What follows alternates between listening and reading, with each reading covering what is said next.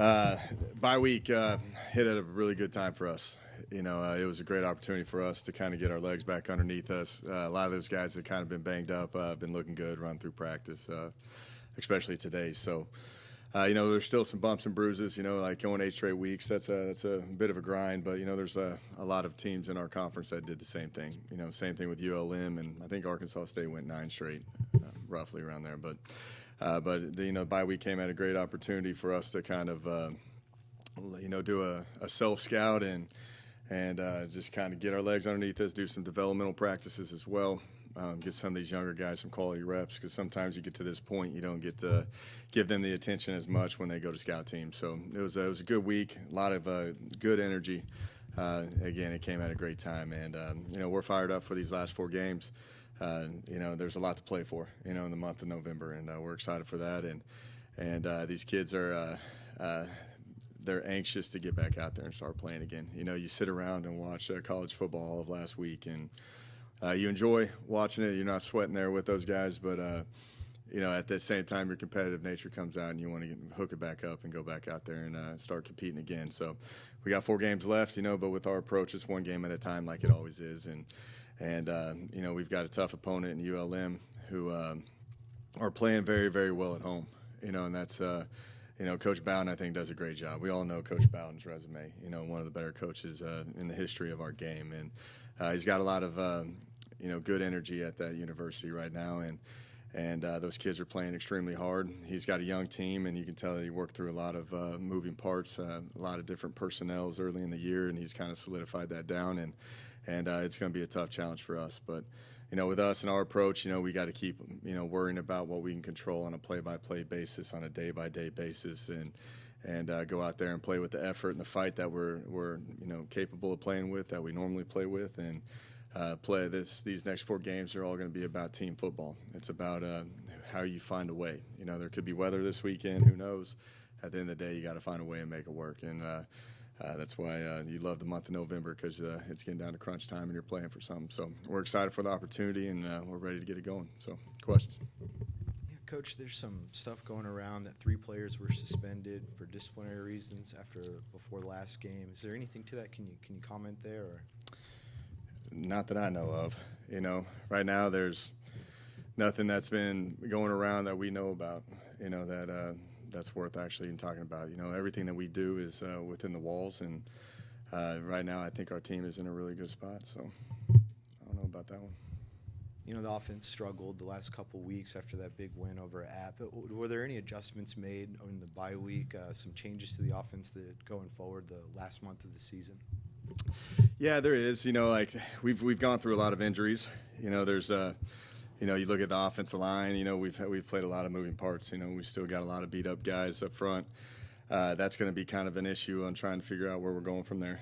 But it was good for the week to kind of rep some other guys at different positions, so we can make sure that we're putting the right guys out there. Even with receiver play as well. We're down a few guys, and we're trying to move that around. We did have a lot of DBs go down in the game. But they seem to be back and feeling pretty good right now and moving around. But more of it was that throughout the course of the week was more about just trying to get our guys back healthy again and get them back in comfortable positions so they can execute cleanly.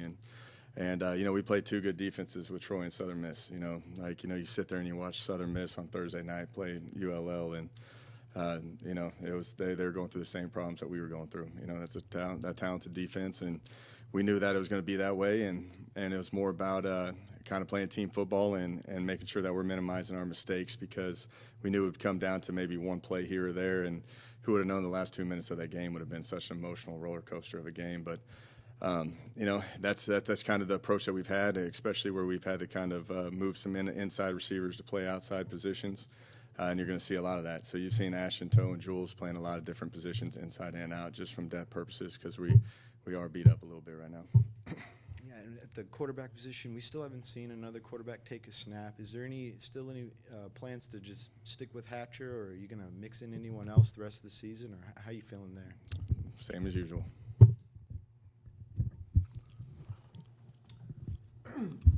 Coach, you mentioned that you were short a couple of DBs, in the Southern Miss game. We got the statement from the Sun Belt regarding the targeting call. Can you take us through the process of how you go about submitting something like that? Yeah, it's actually a new rule in place. There's a lot of discussions. Like I've told you guys before, I sit on those committees, and I'm telling you, targeting is a very hot topic. And who knows where it's going to go years from now. I know that they're really trying to make sure that the game is played at a safe level. It started with the initial conversations of what you do with the kid when he does get ejected. Do you keep him on the sideline? Do you give him the walk of shame to the locker room? Do you got to have a personnel administrator in there watching him, if he has to sit out the second half or the rest of the game? They finally got to that where it's up to the decision of the player and the team, and then now it's kind of going through the appeal process. There's a lot of discussions when I'm sitting in those meetings about make it a flagrant 1, a flagrant 2, just like the NBA. But it's tough to make those calls. It is, and they're always going to err on being on the safe side of things. And they now have an appeal process where you can turn it in afterwards, so they don't have to serve a suspension for the first half of the next game, because that's always the one that it always hurts those kids. Because they got to sit on it the whole entire week, and you're repping other people, and you could be a very impactful player for that program, and understand that you're not going to play until the second half. And that's happened to it's happened to every team. And it's happened to us a lot. And I just like how we at least have an appeal process where we can get some other eyes on it and review it and go from there. The advantage of the bye week, again, you mentioned how it was something that you desperately needed. After playing 8 straight weeks. Each week you're getting ready for an opponent. The bye week you don't have to do that. So how much more time do you spend on self-evaluation during the bye week? That's what we typically do. It's a time to do a lot of self-evaluation and get healthy. It's about repping other guys. It's also about the developmental side of things, like making sure that some of these other guys that you don't get to give the attention to get reps. But it's also the time to get ahead on ULM too. So it's kind of a mixture of everything. But we do a lot of self-scout. And that's what we ended up doing. We did a lot of self-scout on all 3 phases of the game. Had a lot of discussions on where our deficiencies are and if we can help with personnel, like in special teams matters, or just even in offense, like if you're on the perimeter, what type of certain plays can you still play fast and be efficient with this type of personnel in these plays, and kind of just whittle it down based off of where we're at, because we are beat up with some injuries, and we've got to move some guys around, and you don't want to put too much on their plate where they're learning the inside of receiver position and the outside of receiver position, because there's a lot of different techniques. So a lot of that's up to us to figure out where we can put these guys where they can not think about it, go out there and play at a fast level and have no hesitation in what they do. So, there's a lot of self-evaluation. There's a lot about future direction and recruiting and just treatments and recovery. I'm telling you, there's a lot of moving parts to the bye week. Sometimes it doesn't feel like a bye week from a coaching standpoint, because you still work the same exact hours. You just don't. You get to watch college football on Saturday, but there is a lot of self-evaluation on every component in our entire program. Cutting up the season into thirds, you're now approaching the final third of the year. 4 games to go, coming off of the bye week. Right now, record sitting at 3-5. What is the approach for the team over the final third of this season now? It's the same. They know what we're playing for. It's we always talked about getting to the month of November and playing for something. And we have all of our goals in front of us. But the thing is, we still have the same approach about one day at a time, one play at a time, because that's what you have to do. You can't be doing the whole what-if scenario. If you win this game or lose this game and you play this game and you go to home, and, you just can't play it. You can't do it that way. You just got to line up and make sure that you're putting the best product you can on the field. It's a fun league. I think you're going to see, the West Division is wide open right now in my mind, and you see a lot of tough games ahead for every single opponent in our conference, and it's going to be pretty fun to watch this whole thing shape out. I think this league is – I think it's really tough. As you guys know, I think we beat up each other every single week. You never know what's going to happen, and that's what makes it fun. But you can't be sitting there looking ahead and wondering what other people are doing and how they're playing and all that. We just got to focus on us, and we've got a tough opponent. We got to focus on learning how to win on the road. We haven't done that yet. I'm not going to sit there and look ahead on other things where we need to focus on what we got to do to win this game this weekend. And these kids understand it. They're locked in. I love the energy that they got. Like, they're a really close group. I think from a cultural standpoint, like, they're on point with everything. The buy-in, the way they prepare, the way they have the dialogue within the team. The leadership group's been great. Those are great conversations going forward. Now we got to make sure that we're doing everything we can to go and execute and find a way to win on the road. Talking a little bit more about the matchup itself with ULM, you mentioned how tough the defenses were your last 2 games against Southern Miss and Troy. What does ULM like to do on defense and other side of the football when they're on offense? I know they've got some weapons. Chandler Rogers, a good young quarterback in the league. How do you feel this if you match up against them? Yeah, let's start with him on offense. I think they're a very talented offense. I think they're very explosive. They always find a way to hit like a 50-plus yard touchdown, like in the first 15 plays of the game. Their quarterback, Chandler Rogers, is a very dynamic guy. He understands the system very well. He scrambles when needed. He can extend plays. He uses his feet. He can throw the ball extremely well. I think he's one of the more fun quarterbacks to watch in our conference. The running backs have the explosive ability to hit the home run shot. Their receivers are very dynamic as well, with the additions of Howell, number 4, the Kansas State transfer. Like, that kid's he's unbelievable, man. Like I'm saying, he's putting up crazy numbers right now. For South Alabama, he had 244 yards receiving. They've got a lot of quality guys. They got, 17, Boogie Knight, who I met at Media Day. What a quality guy. A hard-working kid, and they've got a lot of pieces in place. Their tight end, people forget about their tight end because they got a lot of great dynamic players, but the tight end scored 4 touchdowns this year, so you got to make sure that you're aware of him as well because he's a solid player. But, defensively, their coordinators, he's coached for a long, long time. He's seen everything. You're not going to surprise him with anything. They're very sound in what they do. They're going to be very multiple. They're going to be in and out of 3 and 4 down fronts. Their personnel, they can go all over the place. And they do some unique things in the back end on how they cover. They're going to drop 8 and they're going to bracket and then they're going to blitz you and they're going to keep you on your toes. And, we've got to be able to just play ball, and understand that, there's going to be all sorts of bullets thrown at you and we just have to weather the storm and make sure that we're all on the same page. Special teams wise, you got those dynamic receivers that are also the return guys. And their punter and kicker are as solid as they get. They're preseason kind of Sunbelt guys.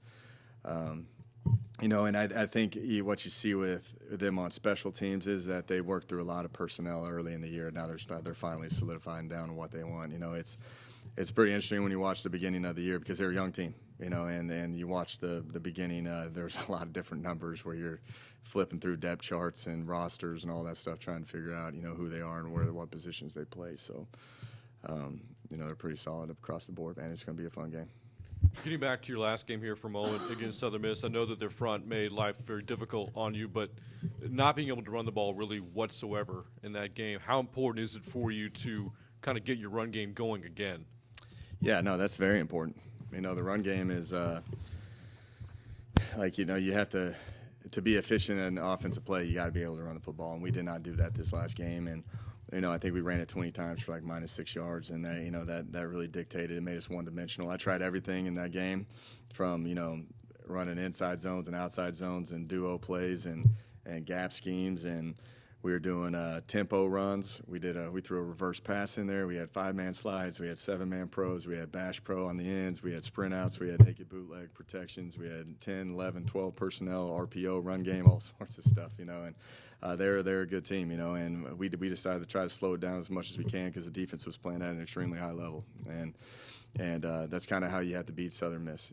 Southern Miss we knew was a really good team. They beat like a Tulane team that's sitting here top 20 in the country, with 1 loss, and they got after them pretty handily. So we know that, that they call them the nasty bunch. They got a good defensive front, and they're a good defense in general. They're very explosive on defense, just from and you saw that when they played ULL the next week, in a short turnaround. So, but that's the thing about our league, it's a defensive-driven league right now, and you've got to adapt to the times of where it's at. It's every game's not going to be pretty all the time. You just got to find ways to play as a team and work through it. So, you've got to establish the run game if you're going to have any success and maintain, the clock and the time of possession. And that's something that we need to have a point of emphasis on and make sure that we don't do that again and be able to stay on the field and sustain drives. You know, you talking about the running at the last game. It seemed like you were moving around some guys on the offensive line again this past game. Is that still kind of in flux, so solidifying your 5 guys there on that O line? Is it injuries that's messing it up? Or Yeah, there's some injuries. You know, like Russell Baker and Silas Robinson and Alex Castilla have been kind of in and out. Evan Lavelle is now getting to the point where he's in game shape, and he's feeling good about himself. You got Dalton and Richard have been the most consistent. We held Richard out today at practice as well, so you're moving guys around as much as you can. And some of the issues too is that we weren't winning those blocks too, so we're trying to find guys that we can maybe sustain and get a spark and get the run game clicking. But we're moving a lot of bodies around on offense right now, and I think we got the talent. We just got to make sure that they're in the right spots. And that's why we're down a few outside receivers right now. Hopefully we can get Waddell back, but he's a kind of a day-by-day type guy too, just like about everybody. So that's why you have to move inside receivers to outside and make sure that you're putting the best 11 on the field. And Coach Ham's done a good job on the contingency planning that we always talk about and the what ifs, but it's getting pretty thin right now. But this bye week, I think we got some guys back to a healthy kind of point where we can move and shake. I feel comfortable about it. We talked about Hatcher a little bit earlier. What through 8 games, what's your assessment of his development, his feel for the offense, and why you're so confident with him under center? Yeah, he's played a lot of ball. He's the most experienced guy in that room by a lot.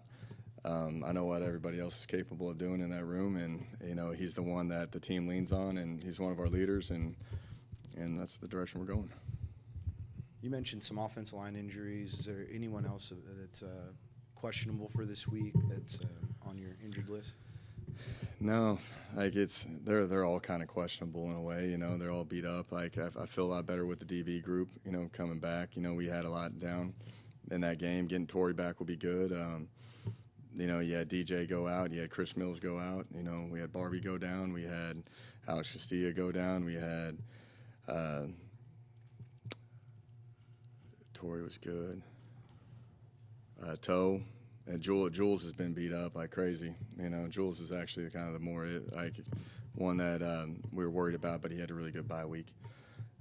So he's ready to go. So they're all kind of at this point. You get to week 9, you get to November. We got to find a way, and you got to tough it through because, like we said, the best your body's ever going to feel is the day before report day.